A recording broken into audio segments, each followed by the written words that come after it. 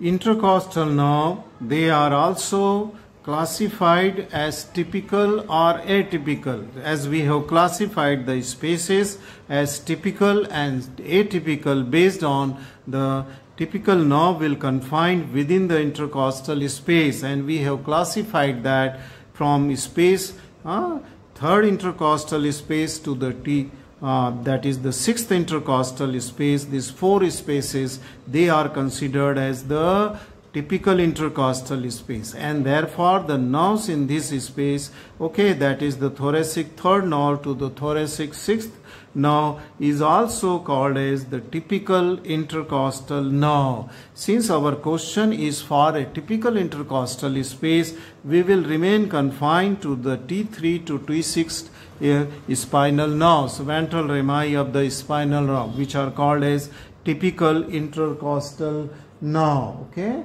that means the intercostal nerves are these ventral rami. Okay, you know what is ventral rami? See this is a cross section of a spinal cord. This is the dorsal root, this is the ventral root. It forms a trunk, and trunk divides into two rami. That is the dorsal ramus here, which goes on to the back side to supply the muscle of the back and the skin, and this is then from the trunk, this is the ventral ramus. Okay, ventral ramus in the intercostal space. So this the intercostal nerves are, and this ventral ramus is also said to be the intercostal nerve in the intercostal space when it is present in the intercostal space. Okay, and as there are 11 intercostal spaces, and thus there should be 11 intercostal nerve, that is from T1 to T11. Okay, T1 to thoracic 1 to thoracic 11, ventral ramus of the spinal nerve, they lie in the intercostal space. That's why they are called as the intercostal nerves. But then these nerves are only from the T3 to T6 are typical, rest of the others are atypical, and I have told you the reason. But the T12 now, okay, it is thoracic, but it don't lie within the intercostal space because there is no intercostal space below the T12 rib, and then this nerve, T12 nerve, is called as the subcostal nerve. Let us now come to the course and relation of this typical intercostal nerve. We will come to the course and relation of typical, that is from T3 to T6.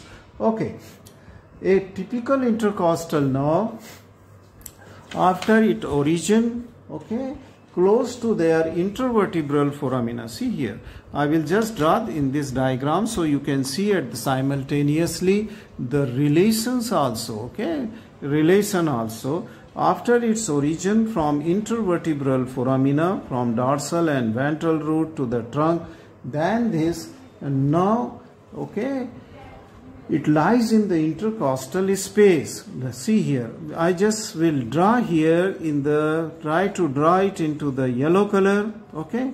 So I am drawing this in yellow color. It is the ventral ramus, okay, or intercostal nerve, okay, which is running in the intercostal space. It is running in the intercostal space. Okay. To begin with here, okay, in the posterior-most part of the intercostal space, this nerve lies between parietal pleura and posterior intercostal membrane. See here, I have given this green color line as a posterior intercostal membrane, which was continuation posteriorly of the internal intercostal muscle. So this nerve lies on the posterior intercostal membrane. So it is its posterior relation. And then in its medial most part, it lies onto the parietal pleura. Okay, I mean, say it is covered by the parietal pleura. Here I have drawn a muscle which I will just remove it because it is not in the upper part. Okay, that was the subcostalis. Okay, so I will draw it again when I will come to this. Okay, so this is the parietal pleura. So I will give its name parietal pleura. So it lies between parietal pleura and the posterior intercostal membrane. Okay, posterior. Now within the intercostal space, then it will lie in the costal groove. Soon it will lie, because costal groove is in the middle part of the rib. Okay, soon it will lie in the costal groove below the intercostal vein and artery. Okay, below the intercostal vein and artery. Let me draw the vein first in this intercostal space. Okay, between the internal intercostal and innermost intercostal muscle, this is the vein here. Okay, blue color structure is vein here. Then come the artery, that is the intercostal artery, about which we will learn soon. Okay, this will be the intercostal artery, and then deep to it will lie the nerve, and I will try to draw it with the yellow color if you are able to see.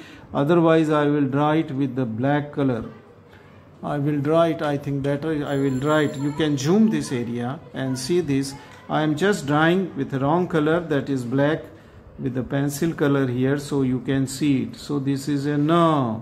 So I will call this as nerve so that you can identify that this is the nerve, intercostal nerve. So this intercostal nerve is now lying in the subcostal groove. Okay, it is lying, and its relation with the other structure I have shown you here. Okay, I am now in the most part of its course, the nerve along with the intercostal vessels, will run between these two muscles. It will run between these two muscles, that is the internal intercostal and innermost intercostal. Okay, I am trying to draw it with the yellow color. Okay, it will run between the internal intercostal muscle and the innermost intercostal muscle. Near the anterior end of the intercostal space, let us go up to the anterior end of the intercostal space. This will cross. Okay, to which structure it will cross? It will cross to the internal thoracic artery. There will be a separate video on internal thoracic artery if you don't know. This is an internal thoracic artery, and I am just going to show you now also. This is internal thoracic, so it is crossing anteriorly to the internal thoracic artery. So okay, or internal mammary artery it is also called sometimes. So it will cross anteriorly and then finally close to the lateral margin of sternum. It will pierce first to the internal intercostal muscle. It will first pierce to the internal and then it will pierce to the anterior intercostal membrane. Then it pierces to the anterior intercostal membrane and it will come out, okay, from the intercostal space as the anterior cutaneous nerve of thorax. This will be called as anterior cutaneous nerve of thorax. So this is anterior cutaneous. So each space will contain one anterior cutaneous nerve of the thorax, right? At least one nerve is there in the anterior cutaneous nerve of the thorax. Okay. Now this is the course and its relations. Okay, relation with each other. So we have completed the course and relation of the typical intercostal nerve. Okay, course and relation of a typical intercostal nerve. Right. Let us come to the branches. What are the branches of these nerves? Now, in this, I will use this diagram to show you the branches. Okay. Now, the branches are number one category of the branch is number one is written here. Rami communicantes. Rami means the two ramus are there. That is the gray ramus and white ramus. So it is called as Rami communicantes. So this branch, as soon as it will become into the, before it will go into the subcostal groove, where very close to the trunk, as soon after it origin here, this will give a branch which will go to the sympathetic ganglion, which are arranged in front of by the side of the vertebral column. Okay, sympathetic chain is there, and this will send a branch. Each intercostal nerve will send a branch which is called as the white ramus communicantis. White ramus communicantis. Okay, so this is the communicantis, is the white ramus communicantis, and from this, the neurons of this sympathetic ganglion, the axon will arise which is unmyelinated, hence it will be called as the gray rami communicantis. White was myelinated, so this will be called as gray ramus communicantis. So these two rami, they are the first branch given by that of the intercostal nerve. Okay, all 11 will give, not only typical, all 11, that is the rami communicantis. Let us come to the second branch. Second branch given by this, there are innumerable multiple branches, very small, unnamed, and they are called as muscular branches. And to which muscle they are going to supply? Okay, we have just learned the three muscle. That was the external intercostal, internal intercostal, and innermost intercostal. All these muscles, they are supplied by this nerve, intercostal nerve. In addition to the subcostal, okay, and the after that the sternocostal. Subcostal and sternocostal are also supplied by the muscular branches from the intercostal nerve, all intercostal nerves.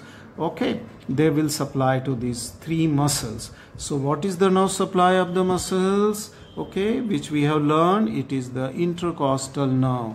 And what is the action of these muscles?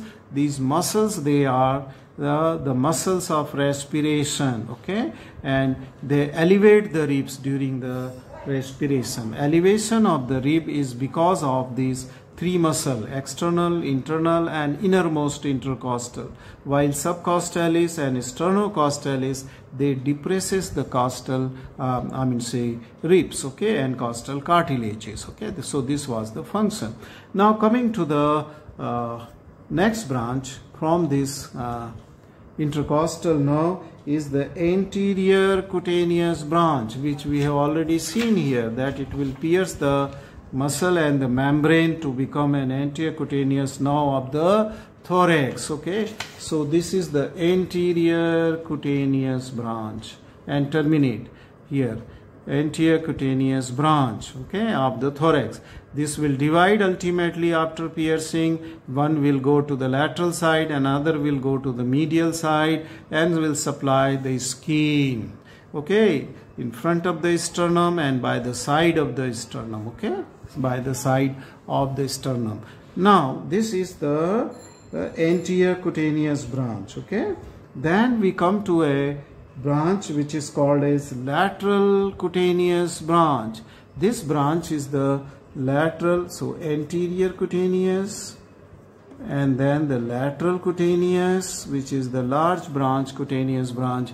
It is given on the lateral side of the chest. Okay, in the mid-axillary line, somewhere near the mid-axillary line, this is given. Okay, this branch is given, which soon divides into a proximal and a distal branch, not proximal, anterior and posterior branch. So this is called as the lateral cutaneous branch, and this is responsible for the supply of the skin, intercostal area of the lateral aspect of the thoracic wall. Okay, lateral aspect. Sometime it may be so happen that, or usually it happens, not sometime, that the branches of the lateral cutaneous nerve may extend right up to where the anterior cutaneous branches are ending, or anterior cutaneous branch may go backward till they just reach close to that of the anterior branch of the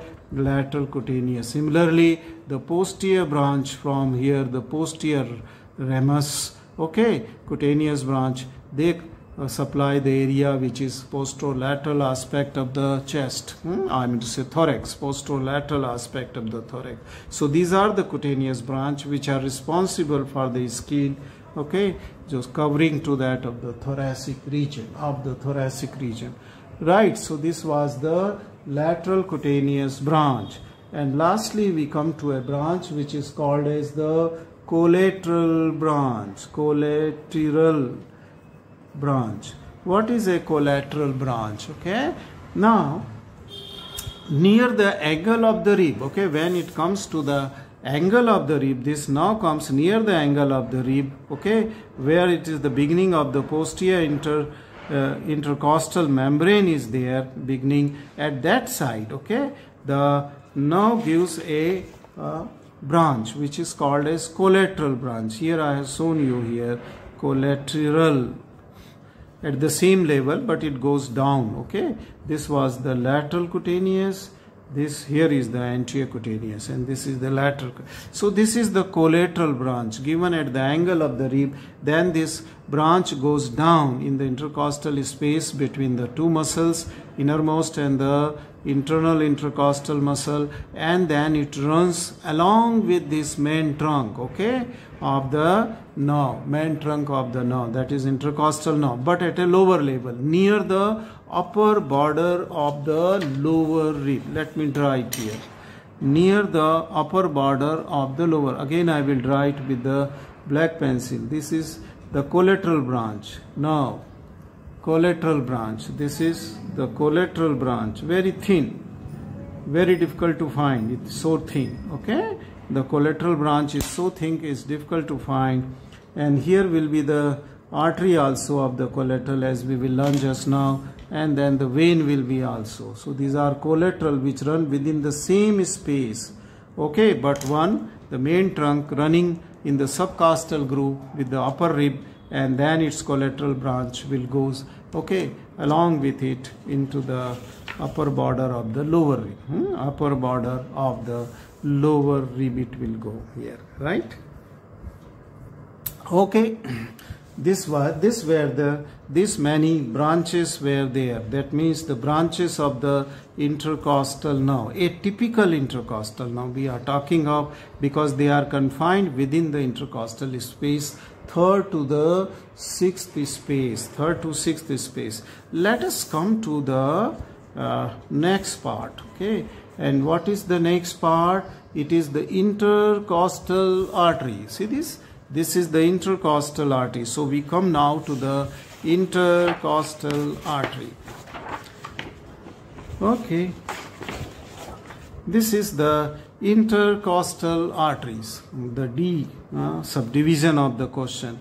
And since we are dealing with the typical intercostal space only, so you can call it as the blood supply of a typical intercostal space. There may be a short note like that.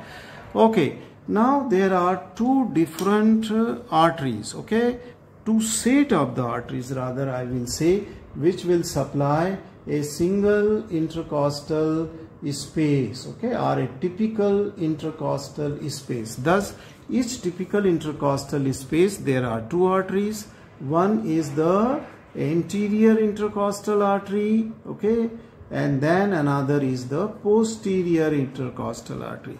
So this is posterior and this is the anterior intercostal. That means each space, typical space and also the atypical also, okay, they are supplied by the two intercostal artery, that is a single posterior intercostal artery and two anterior. That's why I have written here arteries, anterior intercostal arteries and posterior intercostal artery. One is the posterior and two are the anterior intercostal.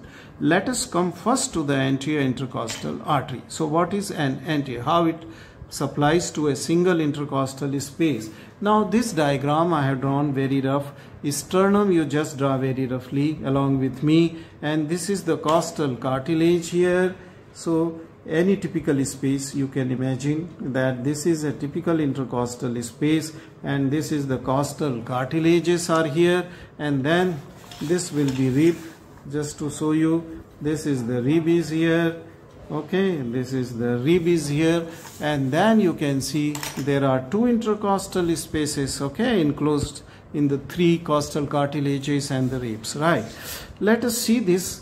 Deep to the costal cartilages on either side of the sternum okay, about a 1.5 inch away from lateral margin, there is going this artery, and this artery is called as internal mammary artery or internal thoracic, which arises from the subclavian artery in the neck, and then it comes into the thorax, okay, deep to the anterior wall of the thorax. Right, this internal intercostal artery, I'm sorry, not internal, the internal mammary artery, or this artery, this gives, okay, this gives two branches in each of the space, each of the intercostal space. This gives two branches, okay, one near the lower border and one near the upper border of the lower rim, okay. So two arteries are given in this, okay. So each intercostal space you will see two arteries. Just draw these two arteries, okay. They are arising from the internal thoracic artery or internal mammary arteries, and then they are running towards the lateral side, not medially towards the sternum, but they are running laterally, okay. They run laterally and towards the costochondral junction they break, okay. That means they give branches near the costochondral junction, okay. This is costochondral junction, they break up, and they are responsible supply to this part of the anterior wall of the thorax. So these were the two intercostal anterior intercostal arteries in each space. Now let us come to the posterior intercostal artery. Where is the posterior? Yes, okay. The posterior intercostal artery, this arises from the descending thoracic aorta. So this is a thoracic vertebrae, and then this is the descending thoracic aorta in the upper first and second space, okay. This doesn't arise from thoracic aorta, but the superior intercostal artery, which are branches from that of the subclavian artery, okay, costocervical trunk, but that is different. We are dealing only with that of the typical so for a typical intercostal space, okay, and below also that, beyond that, the 6th space right up to the 11th space, all these intercostal artery, they are branched from the descending aorta. One artery comes on right side, one artery goes on to the left side. The artery which comes on to the right side, it has to cross the body of the thoracic vertebra or the vertebral column. It crosses the vertebral column. So this is the right side and this is the left side. Since the descending aorta lies on the left side, it doesn't crosses. Here it has to cross to come on to the right side, and then it runs in the subcostal groove, okay. And this runs above the intercostal nerve. With that relation we have already seen, okay. This is the intercostal nerve. I am drawing it with the black color because it is not showing in the yellow color. So this is the artery, okay. This is the artery which lies between the vein and nerve. Here artery lies between the vein and the nerve. Intercostal vein, intercostal artery, and it is lying into the subcostal groove, okay.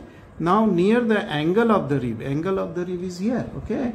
The posterior intercostal artery gives origin to a collateral branch, okay. It gives origin to this collateral, just like the collateral branch of a nerve we have learned just now, okay. And it will run with the collateral branch in the same course right up to the margin of the, costochondral junction, right up to the costochondral junction, along with the nerve, along with the collateral branch of the intercostal nerve.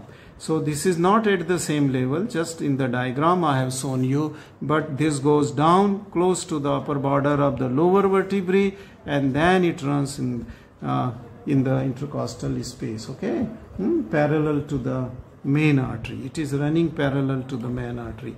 Now this main artery is running in between the intercostal muscle and the innermost intercostal, internal intercostal and innermost intercostal. That means between the second and the third layer of the intercostal muscles.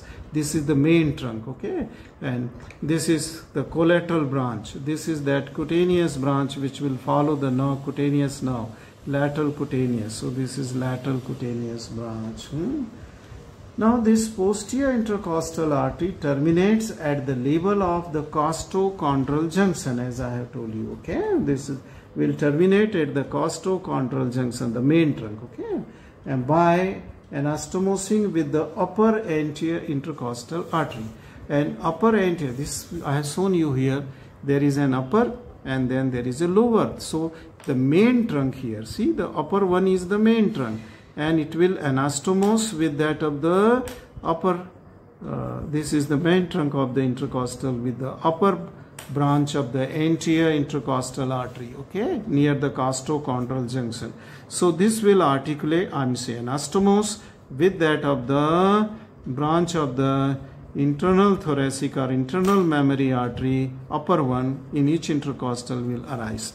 Similarly, the collateral branch will also articulate with that of the lower intercostal, okay, lower anterior intercostal. See, this was the lower. So this will articulate with the thin branch, which is the collateral branch, okay, which was taking origin from the main trunk. So here in anteriorly you can see the upper and lower branch in each anterior branch, okay, anterior intercostal arteries, they will articulate with the main trunk as well as with the collateral branches, okay, with the collateral branch of this. Okay. So here is the artery which will, collateral branch is here, okay, so which will articulate here, right. So this is about the anterior and posterior intercostal arteries, which are responsible for supply of the blood to a typical intercostal space and the skin overlying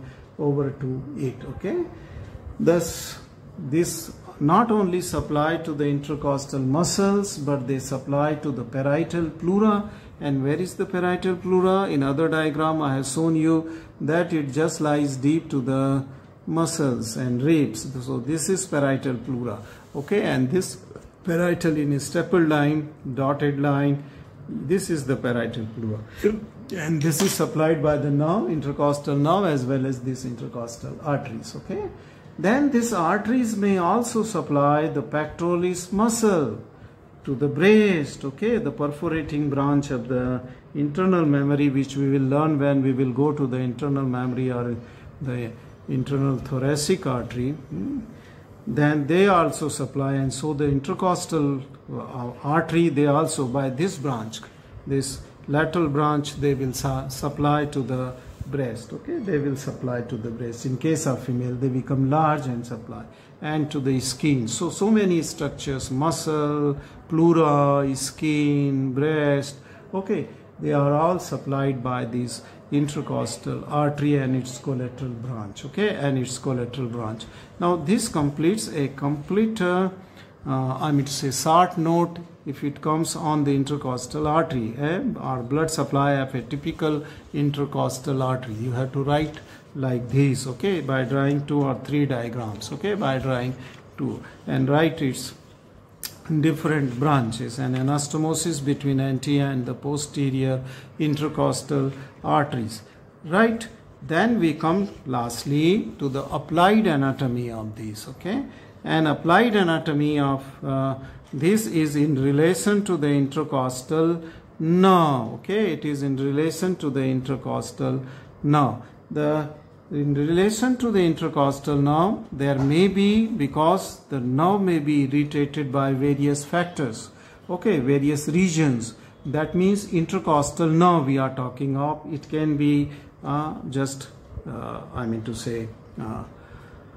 irritated. And how it can be irritated? By infection of the herpes zoster, which is a virus, okay. Herpes zoster infection takes place in the ganglia, dorsal root ganglia. And where is the dorsal root ganglia of the nerve, typically spinal nerve? Here is in the posterior root or dorsal root, there occurs a ganglia here, which is collection of sensory neurons, and if infection takes place in sensory neuron, all those sensory branches okay, of which are supplied by these neurons, they will become painful, very severe pain. So because of the dorsal root ganglion infection by this herpes zoster virus, okay, and there will be a pain along the path of this nerve. Wherever this nerve will go, everywhere there will be severe pain in that intercostal space. If only one space is infected, then it will be only one, or adjacent spaces if more dorsal root ganglions are infected. So this is because of the irritation of the nerve. Then sometime with the rib gets fractured, okay, rib are very frequently bones to get fractured because they are so superficial and thin, so they get fracture, and when fracture occurs, this injures the nerve which is running in the subcostal groove. So there is again the irritation and the pain is there. And Pott's disease means tuberculosis of the vertebral bodies, thoracic vertebral bodies, and when it is there, this will also produce the pain and in the course of the nerve, because it will also produce the irritation of the nerve. Now then, the second applied importance in relation to the nerve is the pus. And the pus, if it is coming along with the course of the nerve, and it usually comes, okay, I will show you here in this diagram, okay. Then let us see from this diagram itself.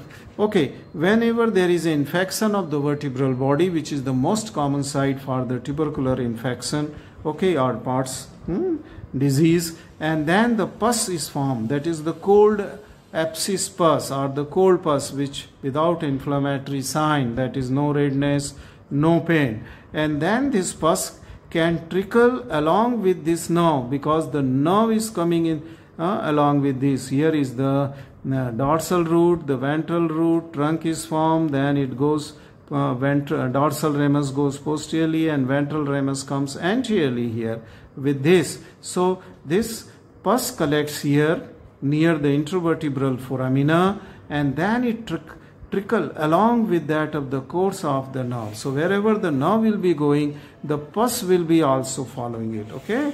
So the nerve tracks along course of the nerves, okay, it tracks, the pus tracks along the course of the nerve, and wherever the nerve will come out, okay, as a cutaneous nerve. See here in the dorsal ramus there will be a cutaneous nerve which will be supply the skin of the back. Then we have learned the lateral cutaneous branches, okay, and then we have learned that it will also give the anterior cutaneous branches by the margin of the sternum. So at these sites where these cutaneous nerves are perforating and coming superficially, the pus can also track here and collect beneath the skin.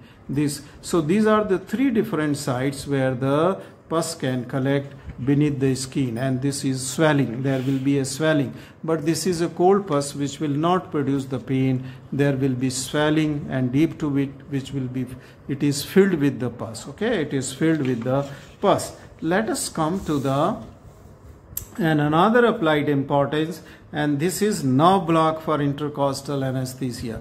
Whenever you want to anesthetize a space, okay, intercostal space for some surgery, okay, some other procedure, so you have to inject the anesthetic agent near the trunk, okay, here where it is forming the roots in uniting and forming the trunk. In this, that means very close to the intervertebral foramina. Then only you can anesthetize the intercostal nerve, both posteriorly and the posterior rami and to the anterior ramus, okay, to the posterior ramus and to the anterior ramus. So the injection should be on the trunk, okay, near the intervertebral foramina, right?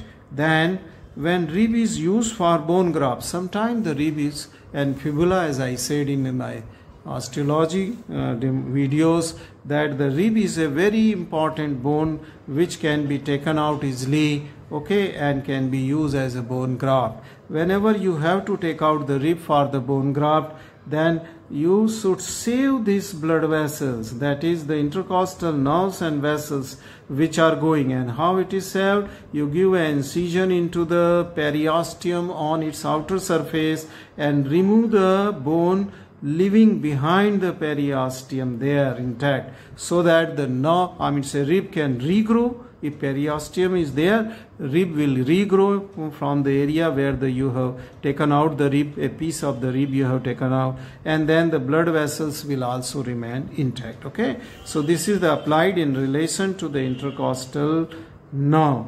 Let us come to the applied importance in relation to intercostal artery. In relation to intercostal artery. Intercostal artery. Now the intercostal artery as such is not having that any important relation, but then this artery, that is artery which we have used here, which gives the two anterior intercostal arteries, that is the internal mammary artery. Okay, this is used for the bypass operation, coronary. Whenever there is a block, this artery is used, and this artery is anastomosed with the that is the blocked end of that artery, that is coronary artery. So in the coronary bypass operation, the artery internal, which we will learn again when we will learn the internal mammary or the internal thoracic artery. Now this completes your full question on to the internal, intercostal space, but it was a typical space because other space they differ. Okay, and this contained at least 4 short notes within it. Okay, so either you can use it as a full question or you use it as a short note also. Okay, now thank you very much for watching this long video.